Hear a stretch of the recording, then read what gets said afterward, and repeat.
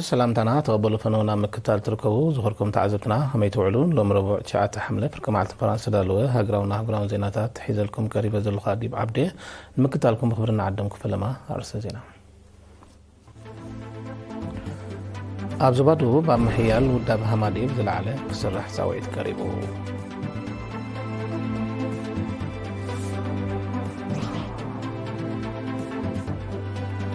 تاشعي كنا ودابتات من سياد زوبا عن سبا أبس نداب ومنفس تزازيمو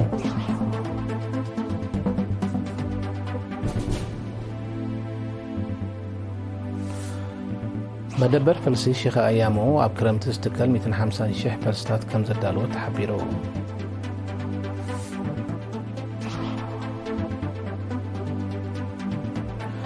أب زيناتات وصا بريزيدنت دونالد ترامب قبل على التوفيرات نحس 5 ميتر توسع قرص كم دوسن أفريتو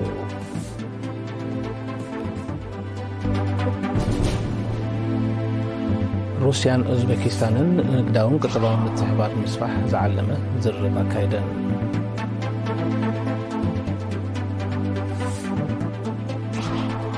ورح السنة 2025 بعالم درجة سلسيت العالم المغرس تمزقب الله وين همزة حلفة تقريتو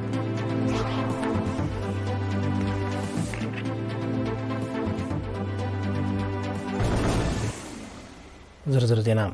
جنفر همادي زبادو بشوعتن شمونتن حملة بزكايدو قمقام قدماي من فقل 2025 نام محيال محبر بفلاي دما من سياد دك نستيو زلعالق سراح تساوعيد قريبو أبتا خيبا خب مدبات سراح 2025 درو 95 ميتايت كم انت تكبره أبسا خيدا من رجعتات محدر كبابي 210 شمونتن دك نستيو محدر تخبابن أكايد سراحن شمونتن 250 دما نوابر تعدو خينا كم التمرتا كمون مس مشاركت بموهاد أموغاد مرعة تعد من هاسيت المدزاتن وزيتاوي قوسقوسات كم تخايدة تنتيروم أبتا حلفت محبرة بعشر تغلتن وزواتاتن حلفت أكلاتن حفشاوت أبتسوات نتفتاتن زغربالو قمقم زنبرة بلجاتات دخاماتن حجرتاتن أغريبانن تزتيلون حلافي جنفر همادي زبادو ويزرو سنايتا فوركب زهابوتو مزاز مغال تزرقيحو زي تملس اللقاح مس محدرات من رداء زملسو لمقد خناده دك نستيو بحرشان خنطفاس تزرقيح موتروتات قبو مصنعت كايدلن كمون مسرح مقام بورد همادي قد أتحساسيبان صحافي تقدف زوبا دوبوب ويزرو عامة نقصة بوغنا ناقداسنت قمقام أمسوقام سراح بمتكاس هو تسراح نعوت مسرتها بمخانو أبز مدايزي بعتوب كسراح أزخاخيرا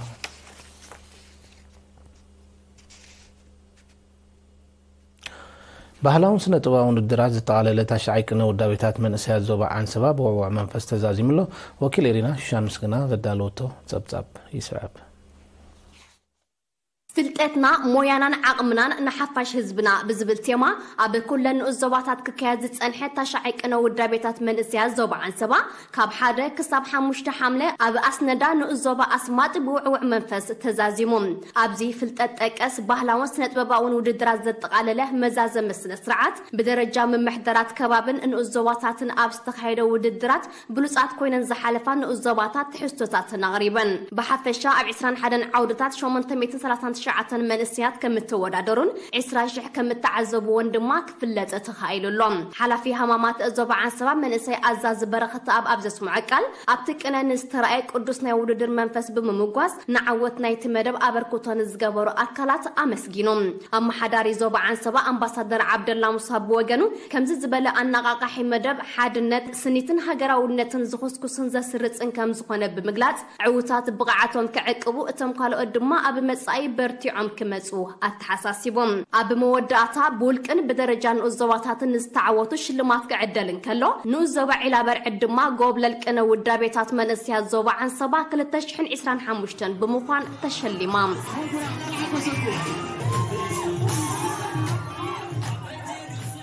قنقون تأقراب كابرسات مكلخال زكايد سعرس تغلى فلستات قبو كنكن كقبرلو أمنو الزواسن عفن وفرق عقابن المعاتن أقراب بزملكات أبستغيد أخيبات سعيد قريبو وكيل إيرينا محمد أي فرح زردالو زبطاب للتهاب تماريم كتور بايا أبن الزواسن عفا قنقونتي أقراب كابرسات مكلخال زكايد سعري نستغلى فلستات قبو عقابن كنكن كقبرلو وكيل بعال سلطان أقرابن انساسات زقادامن أبزوا دوبوب كابتين تولد تخلى تصوعو ንወፍሪ ዕቃበን ልምዓትን ኣግራብ ብዝምልከት ብ6 ሓምለ ኣብ ከተማ ሰንዓፈ ምስ ህዝቢ ኣብ ዝገበሩ ርክብ ንዕላማታት ናይቲ ወፍሪ ዝምልከት ሰፊሕ መብርህ ድሕሪ ምሃብ ሽፋን መሬት ናብ ንቡር ንምምላስን ኣከባቢያዊ ርግኣት ንምውሓስን ንቑሕ ተሳትፎ ህዝብን ትካላትን ዓብ ግምት ከም ዝወሃቦ ገሊጹ ካብተን ተወልደ ኣስዒቡ ዘይሓላፍነታዊ መብራስ ኣግራብ ኣከባቢያዊ ምዝባዕ ብምፍጣር ዘስዕቦ ኣሉታዊ ጽልዋ ምርዳእ ከም ዘድሊ ኣገንዚቡ ወኪል በዓል ስልጣንን ኣግራብን እንስሳ ዘገዳምን ኣብ ንኡስ ዞባ ሰንዓፈ ኣቶ ዮሃንስ ዘካርያስ ቦቀኑ ምስቲ እናበረኸ ዝመጽእ ዘሎ ንቕሓት ሕብረተሰብ ኣብ መምሕዳራት ከባቢ ዝተወደቡ ሓለዋ ኣግራብን ኣብ ዕቃበን ምስትሳን ሃብቲ ገረብን ልዑል ግደ ከም ዘለዎም ብምጥቃስ ጸላም ጉልባ ብምግባር ዝካየድ ዝነበረ ምቑራጽ ዕንጨይትን መፍሓምን ከም እተገትአ ሓቢሩ ውጽኢት መደባት ምግራብ እናተዋህለለን እናማዕበለን ዝኸይድ መስርሕ እምበር ኣብ ሓደ ረፍቲ ዝመጽእ ለውጢ ከም ዘይኮነ ዝጠቐሰ ኣመሓዳር ንኡስ ዞባ ሰንዓፈ ኣቶ ዕድሪስ ዓሊ ሽከር ዛጊድ ተተግቢሩ ዘሎ መደባት ምግራብ ሰፊሕ እኳ እንተዘይኮኑ ለውጢ ከምጽእ ከም ዝኽእል ዝእምት ኣተባባዕ ምልክታት ግና ከም ዘሎ ኣረድዩ ተሳተፍቲ ብወገኖም ምምሕዳራት ከባብን ዓድታትን ሕሩም ሕዛእቲ ወይ ዓዳዊ ሕዛእቲ ክህልወን ብርሰት ኣግራብ ንምግታዕ ዕቱብ ስጉምትታት ክውሰድ ከምኡን ካብ መደበር ፈልሲ ክሳብ ድሕረ ምትካል ኣግራብ ዝቕጽል ክኢላዊ ክትትል ክትግበር ዝብልን ካልእን ርእቶታት ኣቕሪቦም ኣብ መደበር ፈልሲ ሸኻ እያሞ ንኡስ ዞባ ዓዲ ኻላ ኣብ ክረምቲ ዝትከል 150,000 ፈልስታት ከም ተዳለወ ተሓቢሩ እቲ መደባት ዳግመ ምግራብ ንምዕዋት ከምኡን ሓደጋ ምጽናት ዘንጸላልዎ ዓይነታት ኣግራብ ንምዕቃብን ዝተዳለወ ፈልስታት ቀላሚጦስ ጎሞሮ ኒም ጋባ ዒቃ ሓንስ ወይባን ካልእን የጠቓልል ክኢላ ምዕቃብ ሃብቲ ገረብን እንስሳ ዘገዳምን ኣቶ ተክለማርያም ሃይለብ ዝሃቦ ሓበሬታ እቲ ፈልስታት ብተምሃሮ ኣባላት ሓይልታት ምክልኻል ውልቀ ትካላትን ካልኦት ኣካላትን ከም ዝተከል ገሊጾም ኣካያዲ ስራሕታ መደበር ፈልሲ ኣቶ ተስፋይ ፍሳሐ በወገኑ ፈልስታት ኣግራብ ከምቲ ንምድላው ዝሓቶ ጻዕሪ ተተኺሉ ኣብቲ ዝድለ ደረጃ ንኽበጽሕ ግቡእ ሓለዋን ክትትልን ስለ ዘድልዮ ምምሕዳራት ሓላፍነት ክወስዳ ኣዘኻኺሩ ዝኸልኩም ተዓዘብቲ ስዑብ ዜናታት ወጻኢ ደጊምና ንምክታልኩም ብኽብሪ ንዕድም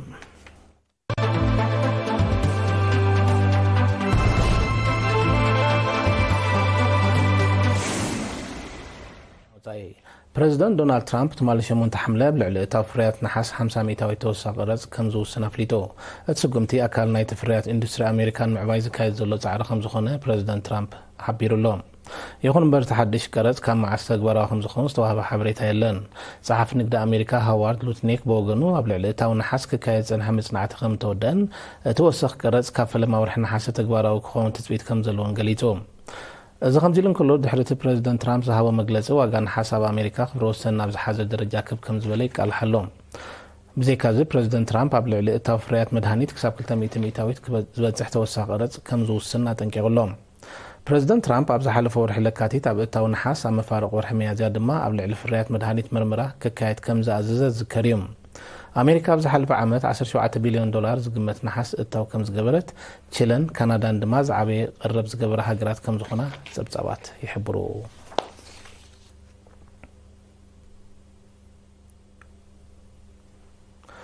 ፕሬዚደንት ሩስያ ቭላድሚር ፑቲንን ፕሬዚደንት ኡዝቤኪስታን ባባካት ማርዚዮቭን ትማሊ 8 ሓምለን ንግዳውን ቁጠባዊ ምትሕብባር ንምስፋሕ ዝዓለመ ናይ ቴሌፎን ዝርባ ካይዶም ክልቲኦም መራሕቲ ኣብ ውሽጢ ኩሉ መድያዊ ስትራቴጂካዊ ሽርክነት ዝምድና ኡዝቤኪስታንን ሩስያን ንምድልዳል ኣብ ዝሕግዝ መድያት ከም እተመያየጡ ተቓሊሑ ኣብቲ ዝርብ ተግባር ናይቲ ኣብ መንጎ ላዕለዎት ኣካላት ዝተበጽሐ ንግዳውን ቁጠባውን ስምዓት ፍሉይ ኣተኩሮ ከም ተዋህቦ ተገሊጹ ፕሬዚደንት ፑቲንን ፕሬዚደንት ማርዚዮቭን ተወሳኺ ንግዳዊ ምልዋጥ ምዕባይ ኢንዱስትርያዊ ምትሕብባር ምድንፋዕ ድልዱልን ውፅኢታውን ሽርክነት ምምዕባል ከምኡውን ባህላዊ ሰብኣውን ትምህርታውን ምልዋጥ ምድንፋዕ ኣገዳስነቱ ልዑል ከም ዝኾነ ተገንዚቦም ብዘይካዚ ኣብ መንጎ ክልቲአን ሃገራት ብዝካየድ ባህላዊ ምልዋጥ ዕግበቶም ገሊጾም ክልቲኦም ፕሬዚደንታት ብተወሳኺ ሓበራዊ ኣገዳስነት ኣብ ዘለዎ ኣህጉራዊ ጉዳያትን ናይ መጻኢ መደባትን ከም እተመያየጡ ተቓሊሑ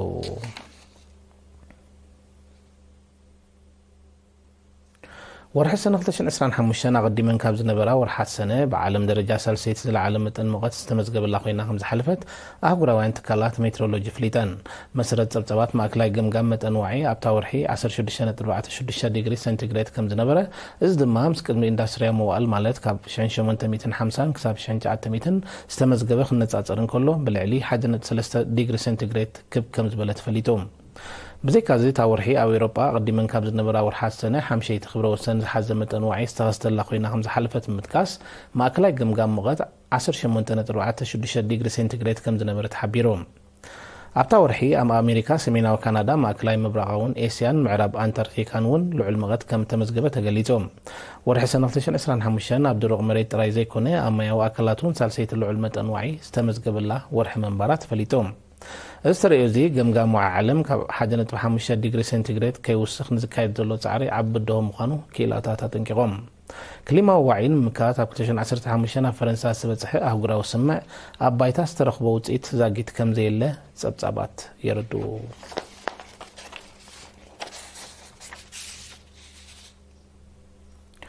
ኣብ ቱኒዝያ ቁፅሪ በጻሕቲ ብቀዳማይ መንፈቕ ናይ 2025 ዕቤት ከም ዘመዝገበ ጸብጻባት ሓቢሮም ብመሰረቶም ጸብጻባት ሃገር ኣብ ዝተጠቐፀ እዋን 4.3 ሚልዮን በጻሕቲ ከም ተቐበለት እዚ ምስ ናይ ዝሓለፈ ዓመት ተመሳሳሊ እዋን ክነጻጸር እንከሎ ድማ ብ11 ሚእታዊት ከም ዝወሰኸ ክፍለጥ ተኻኢሉ ኣሎ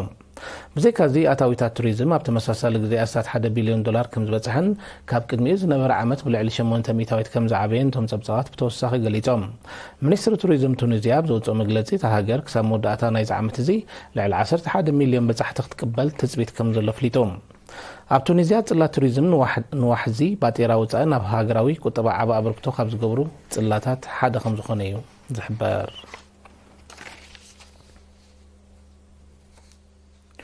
ፕሬዚደንት ኣሜሪካ ዶናልድ ትራምፕ ብ7 ሐምለ ሃገሩን ዩክሬን ትገብሮ ወታደራዊ ደገፍ ከም ተቐጥሎ ፍሊጦ ንጋዜጠኛታት ኣብ ዝሃቡ መግለፂ ፕሬዚደንት ትራምፕ ዩክሬን ካብቲ ናውስኻ ዝመጽእ ዘሎ ዝበሎ መጥቃዕትታት ሩስያ ነፍሳ ንኽትከላኸል ተወሳኺ ኣጽዋር ከም ዝለኣኸላ ሓቢሮም ቤት ጽሕፈት ምክልኻል ኣሜሪካ ፔንታጎን ብወገኑ ተወሳኺ ኣጽዋር ናብ ዩክሬን ከም ዝለኣኽ ኣረጋጊጹም ምምሕዳር ፕሬዚደንት ዶናልድ ትራምፕ ኣብ ዝሓለፈ ሰሙን ረብሓታት ሃገሩን ምዕቃብ ንገለ ክፋል ናይቲ ናብ ዩክሬን ክልእኾ ዝጸንሐ ወታደራዊ ደገፍ ደው ከም ዘበሎ ምሕባሩ ዝዝከር እዩ ኪናት ዩክሬን ኣብ ወርሒ ለካቲት 2022 ካብ ዝውላዕ እንድሓር ኣሜሪካ ልዕሊ 66 ቢልዮን ዶላር ዝግመት ኣጽዋርን ወታደራዊ ደገፍን ከም ዝገበረትላ ጸብጻባት ይሕብሮም ሃገራት ምዕራብ ንዩክሬን ዝገብርኦ ዘለዋ ቀጻሊ ወታደራዊ ደገፍ መኽዘን ኣጽዋርን ከም ተንጽንቀቐዮም ምንጭታት ክሕብሩ ጸኒሖም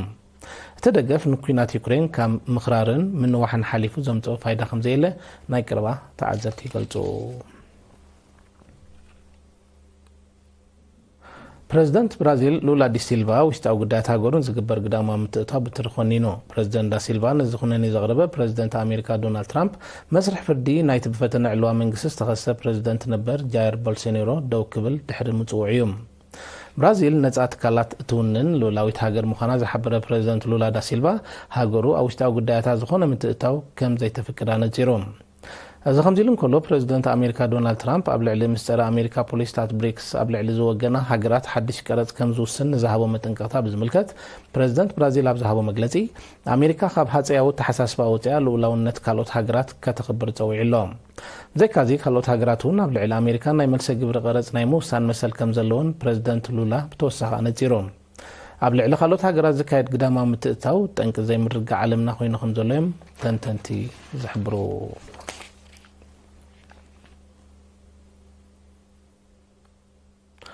መንግስቲ ቆጵሮስ ኣብ ገማግም ባሕሪ ሃገሩ ዕቁር ተፈጥራዊ ባህርያዊ ጋዝ ከም ዝረኸበ ፍሊጦ ኣፈኛ መንግስቲ ቆጵሮስ ኣብ ዝሃቦ ወግዓዊ መግለፂ ብኣሜሪካዊ ግዙፍ ኩባንያ ኣክሲን ሞቢል ብዝተኻየደ ኩዕታ 350 ሜትሮ ኣብ ዝዕምቆቱ ከባቢታት ተፈጥራዊ ጋዝ ከም ተረኸበ ፍሊጦም እዚ ረኽበት እዚ ኣብ ስትራቴጂ ልምዓት ጸዓት ሃገሩ ዓብ ስጉምቲ ንቕድሚት ምዃኑ እታ ኣፈኛ ብተወሳኺ ገሊፆም ኣብ ዝቕፅል ኣዋርሕ ልዕሊ ዓቕን ናይቲ ዝተረኽበ ተፈጥራዊ ጋዝ ንምፍላጥ ተወሳኺ ዳህሳስ ከም ዝካየድ ሰበስልጣን መንግስቲ ቆጵሮስ ሓቢሮም ይኹን እምበር ዝተዳሰሰ ቦታ ክሳብ 9 ቢልዮን ሜትሮ ኩቦ ተፈጥራዊ ጋዝ ክህልዎ ከም ዝኽእል ክኢላታት ውሽጢ ዓዲ ኣፈናዊ ግምታቶም ሂቦም ኣለዉ ኣብ ቆጵሮስ ኣብ ዝሓለፈ 14 ዓመታት ዕቁር ተፈጥራዊ ባህርያዊ ጋዝ ክርከብ እዚ ንሻትሻይ ግዜ ከም ዝኾነ ጸብጻባት ይሕብሩ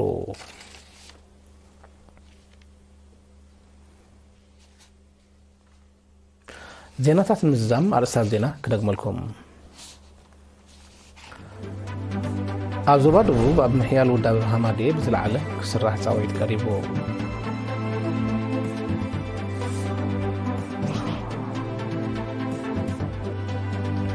ታሽዓይ ቅነ ውዳቤታት መንእሰያት ዞባ ዓንሰባ ኣብ እስነዳ ብውዑዕ መንፈስ ተዛዚሙ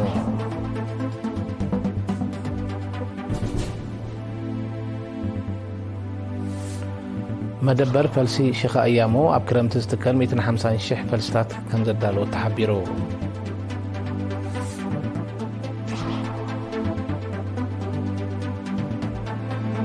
بريزيدنت دونالد ترامب قبل علقة فريات نحاس 50 ميتاوي توسع فرد كم دوسن أفليتو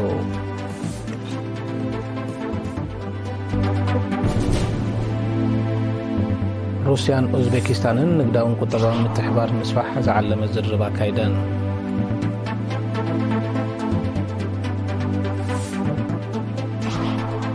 ورح السنة 2025 بعالم درجة سلسية العالمة المقسمة قبلها كوينة من تحالفت تقليتو